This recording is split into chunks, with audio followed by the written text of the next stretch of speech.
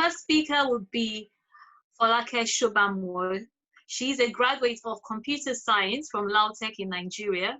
She's married with 2 lovely daughters and has a strong passion for all things God, family, and living a fulfilled Christian life. She has over 14 years of business analysis and project management experience across various industries, including software, consulting, telecommunications, health, and pension services. She currently works as a business analyst with the Saskatchewan Health Employee Pension Plan, known as SHEPP, in Regina, Canada. She is a CompTIA subject matter expert for their Project Plus examination. Folake is a teacher and loves to share her knowledge to build others up. So when she comes in, I just want us to encourage her, to welcome her. And she will be speaking about the practical tips on career development and managing in transition in the diaspora.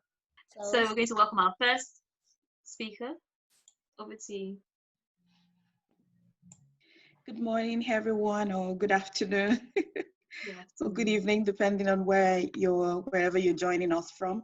It's a privilege to be here this morning to learn and share. I always enjoy Beauty Makers family meeting since I started, being a part of the academy. And I want to appreciate God for the life of Sister Chocolate. Thank you for yielding to God. Thank you for allowing Him to, create this through you. I don't take this privilege for granted. Thank you for the opportunity to talk. I'll be speaking. I've been told I have 10 minutes, so I'm just going to, make it really short and snappy.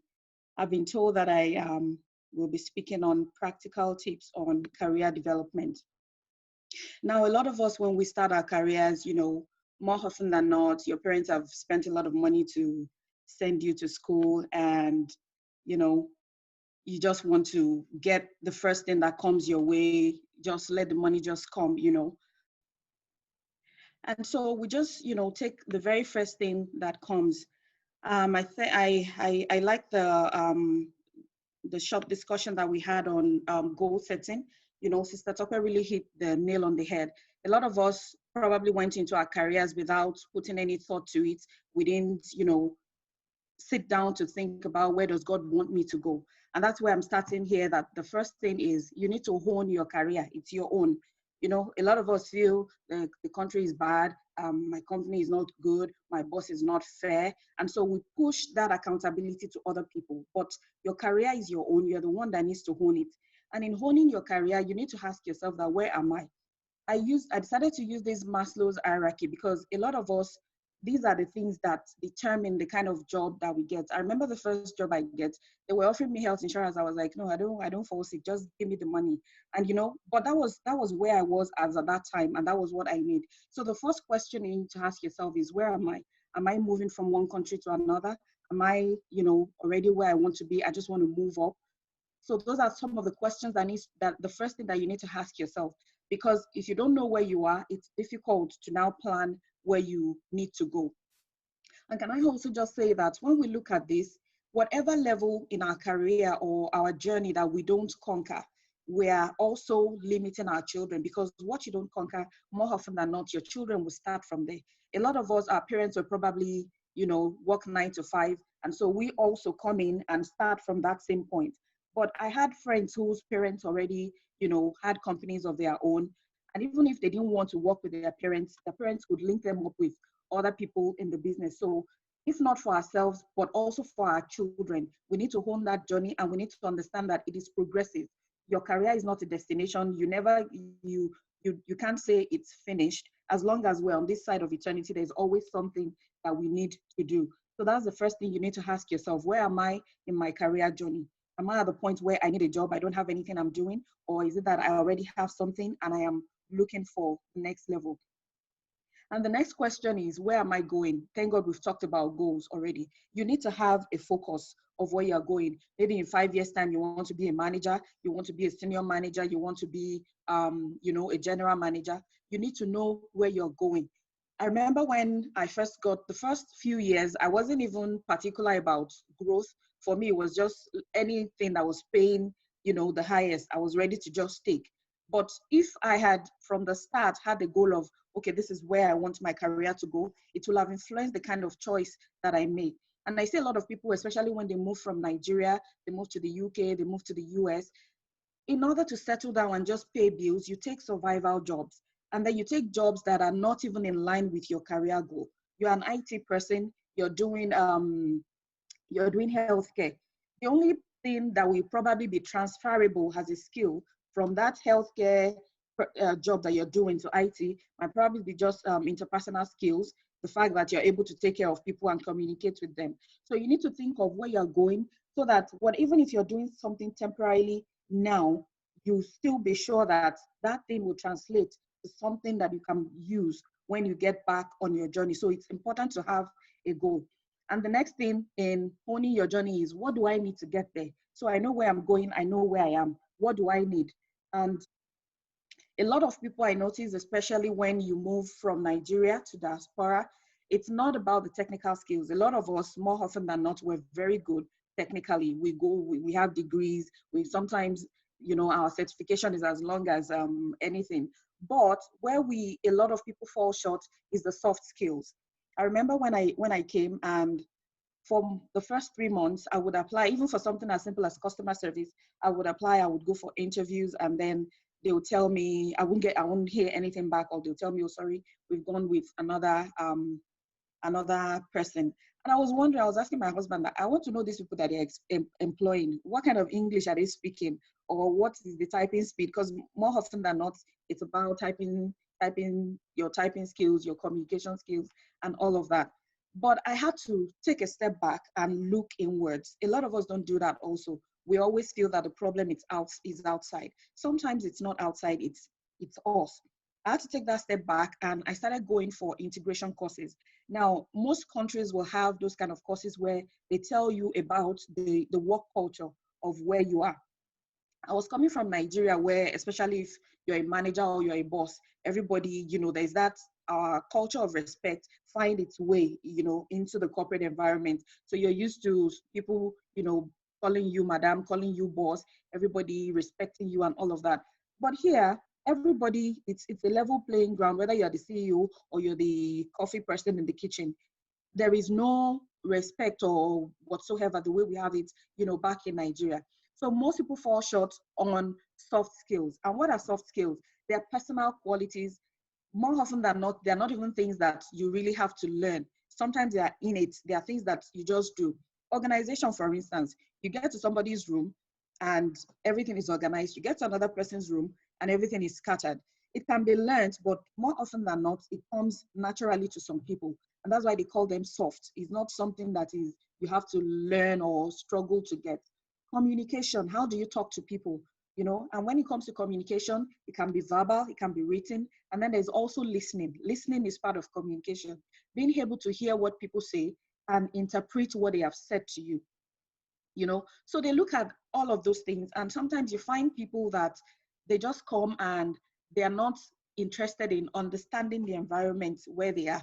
So what do I need to get there? You need to assess yourself and think of, what are the soft skills I need to get? What are the technical skills? When I moved from Nigeria to Canada, I was a project manager in Nigeria.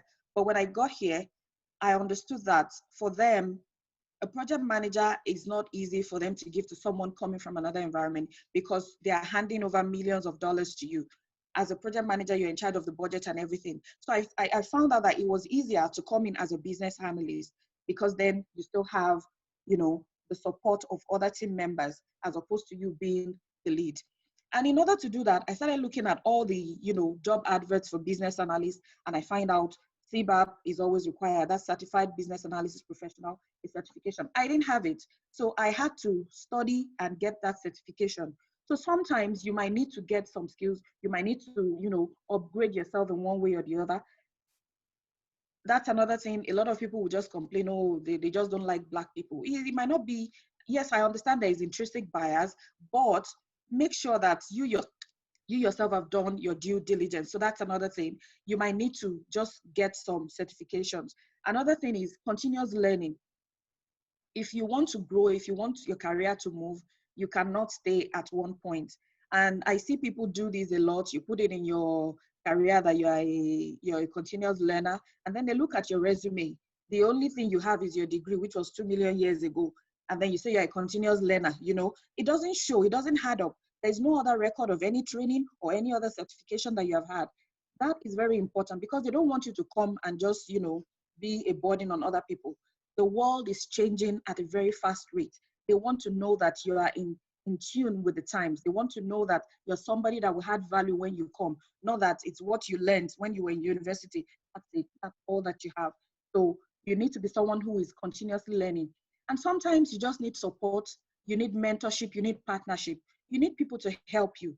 Nobody can achieve it on their own. There's no point struggling over something that somebody beside you has already struggled over. When I came here, I had a friend who was a colleague back in my office in Nigeria. She had gone through what I was going through. So I went to her. This is my resume. I went to her house. We'll sit down. Let's look at it. What is wrong with it? Bring your own. And we looked at it. A lot of us, some people will keep quiet and be like, I was there. It's not just resume. It's not just resume because it's a different environment, So whether it's Nigeria, whether it's UK, whether it's US, look for people who have been in the system who will be able to guide you through. So that's in owning your journey. And then the other thing I want to talk about is have the right attitude. See differently, act differently, and speak differently. When I came here, people would always say, it's not easy, it's not easy. And it's amazing because even as children of God, we say these things. And the Bible says that as a man thinketh in his heart, so easy. If we're already defeated in our hearts, there's no magic that God can do. Because first, we have to believe that he is, and that he's a rewarder of those that diligently seek him. If I feel that the situation of the country or the fact that they don't like Black people is too big for God to surmount, then it really will be too big for him to surmount because he needs me to believe that he is and that he's able to do it before he will move.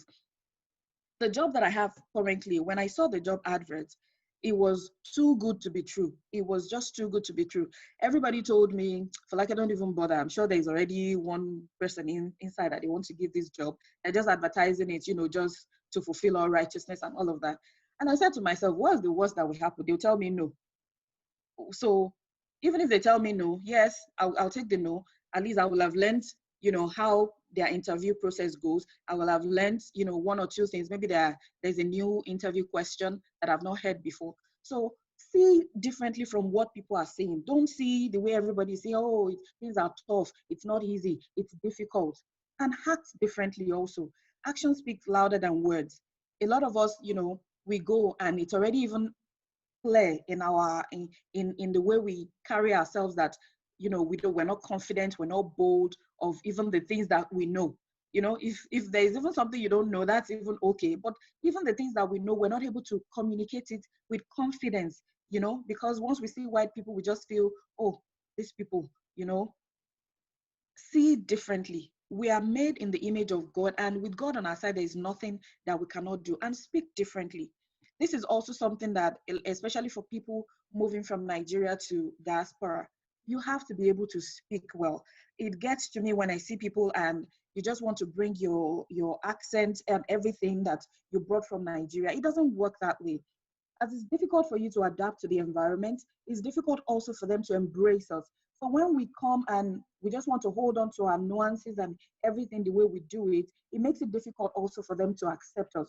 So we need to be able to adapt to the environment. I'm not saying lie or cheat or do anything, but I'm saying in the way you speak in a way that they will understand you, it will be clear what you're saying.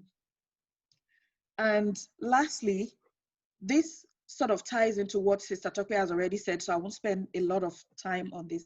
So this is something I do every year. I do it. Sometimes in the middle of the year, I can just take a pause and do it. And the first thing that I do is I assess myself. I already, like she has said, you have set a goal. Maybe after this meeting, you take some time out, you set your goal. This is what I want to do. In June, or maybe you do it quarterly. By March, sit down again and say, okay, these are the things that I said I will do. How am I doing? And like she also pointed out, it's good to have an accountability partner. Have somebody that is tracking you. What are my strengths? What are my weaknesses? What are the opportunities? What are the threats? What are the things preventing me from achieving? Maybe by March, I've said, this is where I want to be and I'm not there. What has prevented that? Get feedback. When I used to work as a consultant, or any job that I get where I'm a consultant or it's a contract job, when I'm leaving, I do a survey and I send it to everybody I've worked with. Rate me. How did I do in communication? As a business analyst, how did I do? I separate it: technical skills, requirements gathering, analysis, reporting. Rate me. How did I do? And I take those feedback and I build on it, so that the mistake I made here, I don't want to make it in the next place that I'm going. And that is how to grow. And when I do that assessment, I analyze the report or the result of that assessment. And then, do I need training? Training is for competence. If you don't know something, you don't know it. You just have to learn. So training is for competence. When you identify that there is gap, there are skill gaps that you have, and you need to close that gap. Coaching is for performance. Sometimes, even though you know, you just find out you're not doing it. And sometimes it can be psychological. There might just be something, maybe the way your boss talks to you, it makes it difficult for you to be able to make decisions on time. So even though you know what to do, you find you're not doing it, then you need coaching. Coaching is for performance. And sometimes you need mentoring. You need somebody that has walked that road, who is going to hold your hand and lead you. And once you do those two, the output is that there needs to be an update. Your skills need to be updated. Sometimes your certifications need to be updated. Sometimes your education needs to be updated. And lastly, I'll repeat it again: own your journey. It's yours. Nobody can run it for you. Sister Tokwe cannot, run the race of my career for me. Sister Tosi cannot run it for me. It is me that needs to run that race. And make sure that you have the right information in the right order and at the right time. Leverage on your support system. Nobody is an island. God puts us in families. This is a family. BMA is a family. If there's anything you need, reach out to people here. There is a lot of, human infrastructure that we have here that you can leverage on. And lastly, I would say, if you make plans and it doesn't work, don't lose focus of your goal. Yes, you can change your plan, but don't lose focus of your goal. Because a lot of us, if things are not working out, we give up and we feel maybe God doesn't just want me to go that way. Maybe not necessarily. Like Sister Tokpa said, there can be divine interruption. Sometimes God will put those things in your way just to redirect you to take another route. Not necessarily that he doesn't want you to do it. And I pray that as we all, go on the journey, God will help us and will direct us in Jesus' name.